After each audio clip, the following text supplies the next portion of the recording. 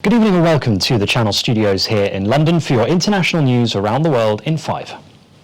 China's parliament has backed a new security law for Hong Kong. The new bill would make it a crime to undermine China's authority in the city. In recent days, the bill has caused deep concern among those who say it could end Hong Kong's unique status. China says the legislation will be aimed at tackling secession, subversion, terrorism and foreign interference in the city. Scuffles have broken out in Hong Kong's legislature when discussing a different proposed law, which would make it a crime to disrespect the Chinese national anthem. Hundreds of people were arrested in protests over that and the security law. According to the protesters, sanctions and other economic consequences should be put in place to pressure Beijing to withdraw the new law. Protests continue in Minneapolis in the United States, 2 days after the death of 46-year-old African-American George Floyd, who died in hospital after a white police officer knelt on his neck during an arrest. The outpouring rage over the death of the unarmed black man at the hands of the police culminated in explosions and blazes of fire during the night. This happened after 2 days of demonstrations accompanied by widespread acts of looting and vandalism in the city. Hundreds of protesters, many with faces covered, have been thronging the streets around where Floyd had been arrested, chanting "No justice, no peace." No justice, no peace! The policeman and 3 fellow officers who participated in Floyd's arrest were dismissed from the police department. The FBI has opened an investigation into the incident. The US has passed 100,000 deaths in the coronavirus outbreak in less than 4 months.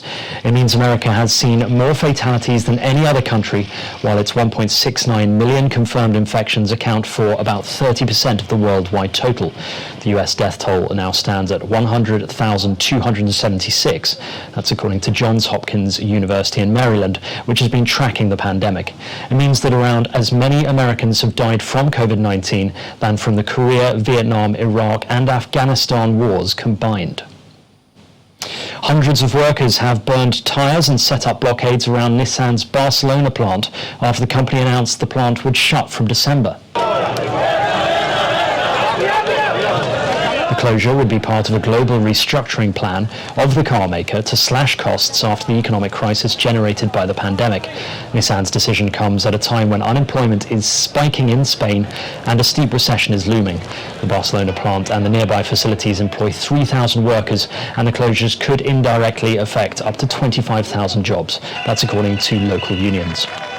About 400 people have escaped from a coronavirus quarantine centre in Malawi's second largest city, Blantyre, after complaining about its poor state. Local media have reported that the escapees were quarantined on arrival from South Africa and were yet to be tested for the virus. They had complained that the stadium, which was turned into a quarantine centre, lacked water, toilets and food. The government has not commented on the escapes.